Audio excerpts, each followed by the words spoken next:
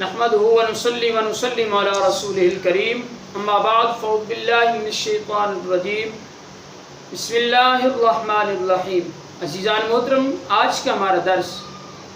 آذان اور اس کے متعلق چند ایک اہم مسائل انشاءاللہ اس پر مشتمل ہوگا۔ آذان عرف شرع میں ایک خاص قسم کا اعلان ہے جس کے لیے الفاظ بھی مقرر ہیں، جو کہ آپ اپنے علاقے کی مساجد سے ان الفاظ کو پانچوں وقت میں سماعت کرتے ہیں۔ عزیزان محترم، فرد پنجگانہ کہ انہی کے اندر جمعہ بھی شامل ہے، جب جماعت مستحبہ کے ساتھ مسجد میں وقت پر ادا کیے جائیں تو ان کے لیے آذان کہنا سنت مؤکدہ ہے، اور اس کا حکم جو ہے مثل واجب ہے کہ اگر اذان نہ کہی تو وہاں کے سب لوگ گنہگار ہوں گے۔ یہاں تک کہ امام محمد رحمۃ اللہ علیہ نے فرمایا، اگر کسی شہر کے سب لوگ آذان ترک کر دیں، آذان چھوڑ دیں، تو میں ان سب سے قتال کروں گا، اور اگر ایک شخص چھوڑ دے تو اسے ماروں گا اور قید کروں گا۔ تو عزیزان محترم، آذان یہ سنت مؤکدہ ہے اور مثل واجب ہے، لہذا ہر نماز کے لیے آذان دی جائے۔ مسجد میں بلا اذان و اقامت جماعت پڑھنا مکروہ ہے۔ قضا نماز مسجد میں پڑھے تو آذان نہ کہے۔ اگر کوئی شخص شہر میں گھر میں نماز پڑھے اور آذان نہ کہے تو کراہت نہیں کہ وہاں کی مسجد کی آذان اس کے لیے کافی ہے، اور اگر وہ آذان کہہ دیتا ہے اپنے گھر وغیرہ میں تو یہ اس کے لیے مستحب ہے۔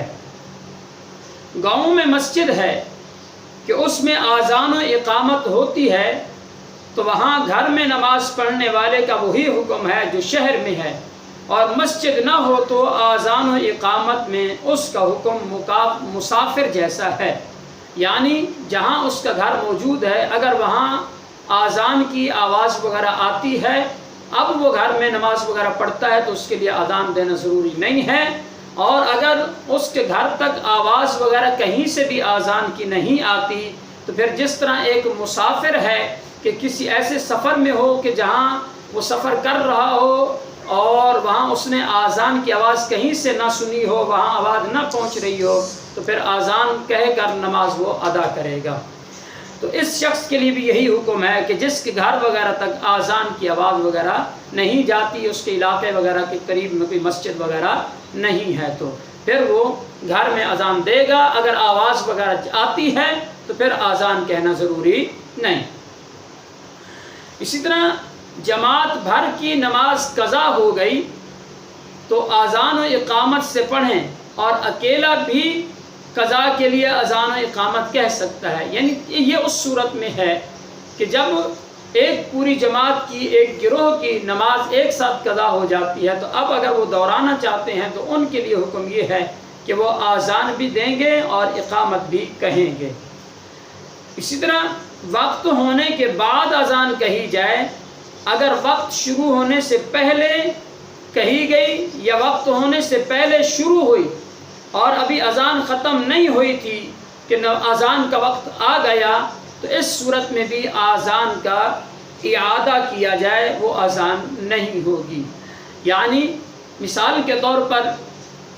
1 بجے اذان کا وقت شروع ہوتا ہے، اب اس شخص نے 12:55 پہ اذان دے دی تو یہ اذان نہیں ہوگی، اور اگر اس نے 12:59 پہ شروع کی تھی تو 1 بجے وقت شروع ہوتا تھا، اب درمیان میں ہی تھا کہ وقت شروع ہو گیا، تو اس صورت میں بھی فقہا فرماتے ہیں کہ اذان کا اعادہ کیا جائے۔ اذان کا وقت مستحب وہی ہے جو نماز کا ہے،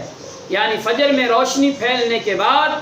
اور مغرب اور جاڑوں کی ظہر میں اول وقت میں، اور گرمیوں کی ظہر اور ہر موسم کی عصر و عشاء میں نصف وقت مستحب گزرنے کے بعد، مگر عصر میں اتنی تاخیر نہ ہو کہ نماز پڑھتے پڑھتے وقت مکروہ آ جائے۔ فرائض کے سوا باقی نمازوں مثلاً وطر، نماز جنازہ، عیدین، نظر، سنن، تراویح، استسقاء، چاشت،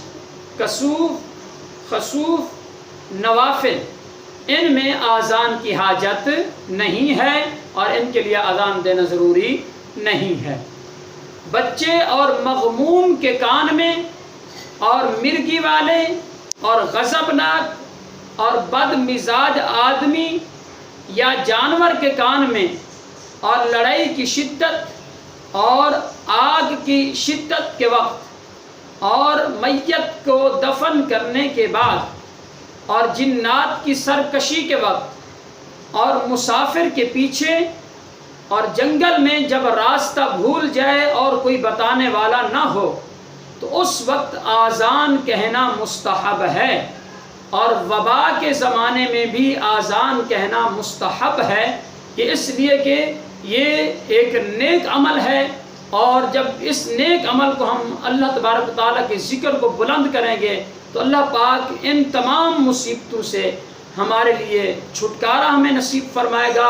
اور ان مصیبتوں سے ہماری حفاظت فرمائے گا اذان کی برکت سے۔ تو لہذا ان معاملات کے اندر، ان مشکلات کے اندر، ان مشکل صورتوں کے اندر اذان دینا یہ مستحب ہے، اس نیت سے کہ اللہ پاک اس وبا کو، اس بیماری کو، اس مشکل کو ہم پر سے اٹھا لے، اس کو ٹال دے۔ تو اس طرح کے ایسے اوقات کے اندر اذان کہنا یہ مستحب ہے۔ اللہ پاک کی بارگاہ سے دعا ہے کہ رب ذوالجلال ہم سب کو